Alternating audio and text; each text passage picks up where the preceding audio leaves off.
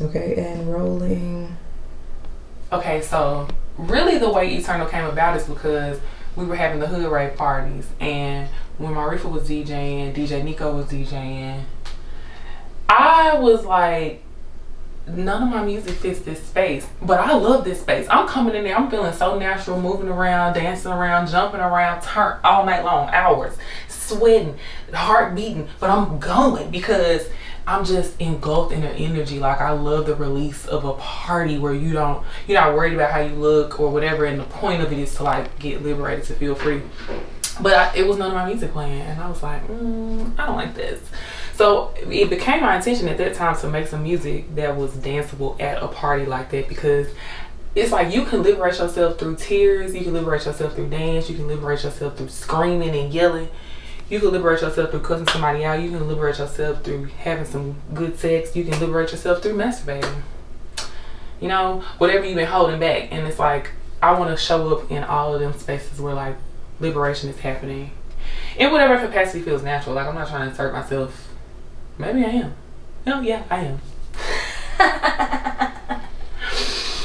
But yeah, it's like that moment. I remember that moment. I was on EH Crump at that like warehouse space, and I was just looking around, and I was like, I want to be a part of this in a deeper way. Like, I want to be able to be here even if I'm not here and jumping around. Because you know what's crazy too, I was even feeling my body, feeling it becoming tired and wondering like how else I could show up in this space other than jumping around.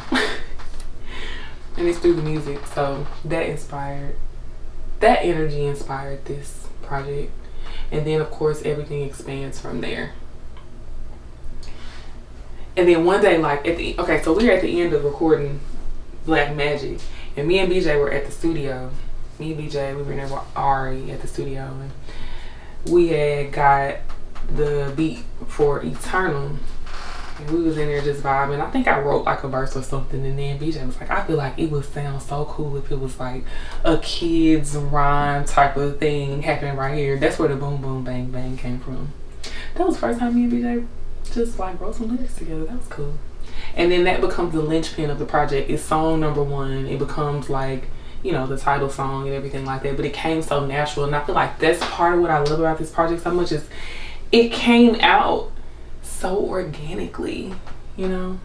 And I think it feels that way when you listen to it. That's why it's an easy listen, because it was organic in its inception. And I think you could tell when you move to it, when you lay with it, when you work with it. How is it different from previous projects? Well, Love Spells was an amalgamation of songs that were written over years, recorded live at the Green Room Theater. Is it called a theater? No, at Crosstown Green Room. It was at the Green Room, which was lit. That was such a fun show. And then Black Magic it's an anthology, so it's digging into the past and bringing it to the current moment. And I think that Eternal is like not attached to a timeline for real. It's like music that I've loved over time. It's digging into different decades for inspiration, different rooms where a party is happening or some type of movement is happening. And I think the big difference with this project is it is made to be moved with. I think that's what I'm so excited about with it. It's made to be moved with. And the ease part, the ease with which it came out. A lot of these songs are freestyles, or I wrote them the day that I recorded them. And I'm kind of old school, so a lot of the times when I come to the studio, I already know what I'm going to do. I already have a song written. But a lot of these were made in the space. And I think that is a different feeling for me as a creator, but also for the listener, to be able to experience it in that way. And, you know, I feel like I let like my nakedness come out and be seen in this project. Like, BYB was me facing a bottle of red wine and saying, cut the mic on, let's go. I don't think I've ever released a song like that before. No, I know I've never released a song like that before. So that was a new feeling for me. Like, you know, I got my nieces on some songs, my mama on a song. It's just such a real, like, listen into my life without trying to make it be anything in particular. It just kind of is what it is. What kind of impact do you want Eternal to have on people with the same one? Like, how do you hope that it blesses folks? Well, I want people to feel liberated. I want people to feel comfortable dancing in the mirror by themselves alone. I want them to rub on their thighs. I want them to be willing to be off beat. If that's how you gotta figure the thing out, you know. I want them to jump up and down. I want them to crawl. I want them to send it to a friend and say, I couldn't figure out how I felt, but this is how I feel. And feel safe in knowing that they're not the only one that feels that way. And to be in the space of discovery while feeling joy. You know, sometimes you get in the space of discovery and it hurts what you find. And the thing might hurt still, but you can dance your way through it. You can laugh your way through it. Because this project is also kind of silly, you know. Which, I ain't gonna say I've never let my silliness show. Jack and Jill from Black Magic is pretty silly. But this one, it's funny to me, and I like how lighthearted it is. Anyways, I'm gonna put my tea on real quick. While we're getting a shot to one last question as it relates to genres. I know you mentioned like the timeline and the previous projects.